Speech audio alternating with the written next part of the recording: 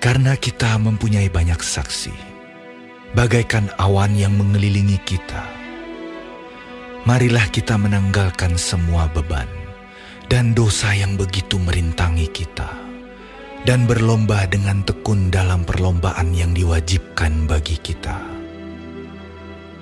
Marilah kita melakukannya dengan mata yang tertuju kepada Yesus, yang memimpin kita dalam iman, dan yang membawa iman kita itu kepada kesempurnaan, yang dengan mengabaikan kehinaan, tekun memikul salib, ganti sukacita yang disediakan bagi Dia, yang sekarang duduk di sebelah kanan tahta Allah. Ingatlah selalu akan Dia, yang tekun menanggung bantahan yang sehebat itu terhadap dirinya, dari pihak orang-orang berdosa, supaya jangan kamu menjadi lemah dan putus asa. Dalam pergumulan kamu melawan dosa, kamu belum sampai mencucurkan darah.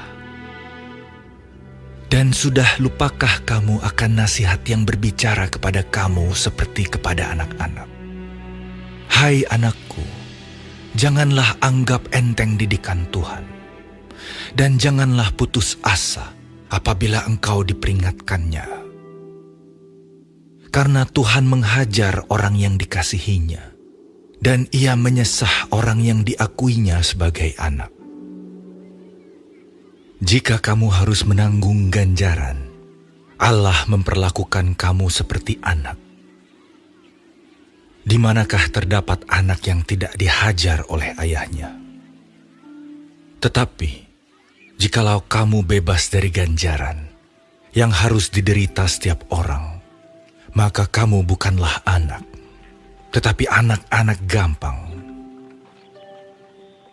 Selanjutnya, dari ayah kita yang sebenarnya kita beroleh ganjaran, dan mereka kita hormati. Kalau demikian, bukankah kita harus lebih taat kepada Bapa segala roh, supaya kita boleh hidup? Sebab mereka mendidik kita dalam waktu yang pendek, sesuai dengan apa yang mereka anggap baik. Tetapi Dia menghajar kita untuk kebaikan kita, supaya kita beroleh bagian dalam kekudusannya. Memang tiap-tiap ganjaran pada waktu ia diberikan tidak mendatangkan sukacita, tetapi duka cita. Tetapi kemudian ia menghasilkan buah kebenaran yang memberikan damai kepada mereka yang dilatih olehnya.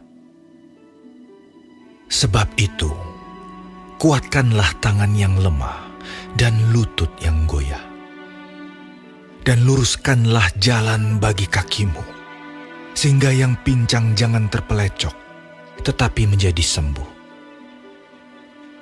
Berusahalah hidup damai dengan semua orang, dan kejarlah kekudusan, sebab tanpa kekudusan tidak seorang pun akan melihat Tuhan. Jagalah supaya jangan ada seorang pun menjauhkan diri dari kasih karunia Allah, agar jangan tumbuh akar yang pahit, yang menimbulkan kerusuhan, dan yang mencemarkan banyak orang.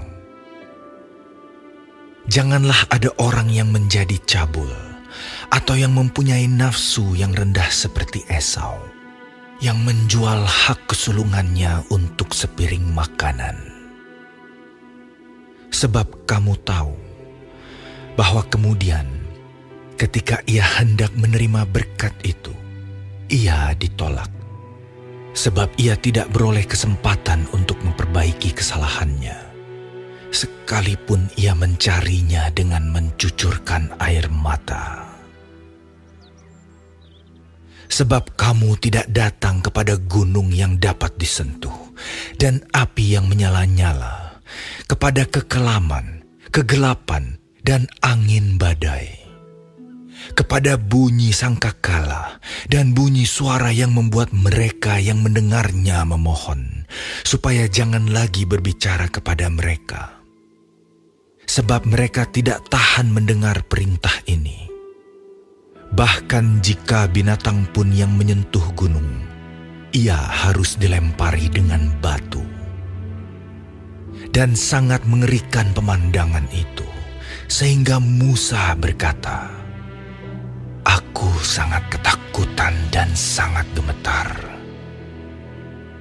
Tetapi kamu sudah datang ke Bukit Sion, ke kota Allah yang hidup, Yerusalem sorgawi, dan kepada beribu-ribu malaikat, suatu kumpulan yang meriah, dan kepada jemaat anak-anak sulung yang namanya terdaftar di sorga, dan kepada Allah yang menghakimi semua orang, dan kepada roh-roh orang-orang benar yang telah menjadi sempurna, dan kepada Yesus, pengantara perjanjian baru, dan kepada darah pemercikan, yang berbicara lebih kuat daripada darah Habel. Jagalah supaya kamu jangan menolak Dia yang berfirman, sebab jikalau mereka yang menolak Dia yang menyampaikan firman Allah di bumi tidak luput, apalagi kita, jika kita berpaling dari Dia yang berbicara dari sorga. Waktu itu suaranya menggoncangkan bumi, tetapi sekarang Ia memberikan janji, "Satu kali lagi aku akan menggoncangkan bukan hanya bumi saja, melainkan langit juga." Ungkapan "satu kali lagi" menunjukkan kepada perubahan pada apa yang dapat digoncangkan, karena Ia dijadikan supaya tinggal tetap apa yang tidak tergoncangkan. Jadi, karena kita menerima kerajaan yang tidak tergoncangkan, marilah kita mengucap syukur dan beribadah kepada Allah menurut cara yang berkenan kepadanya, dengan hormat dan takut. Sebab Allah kita adalah api yang menghanguskan,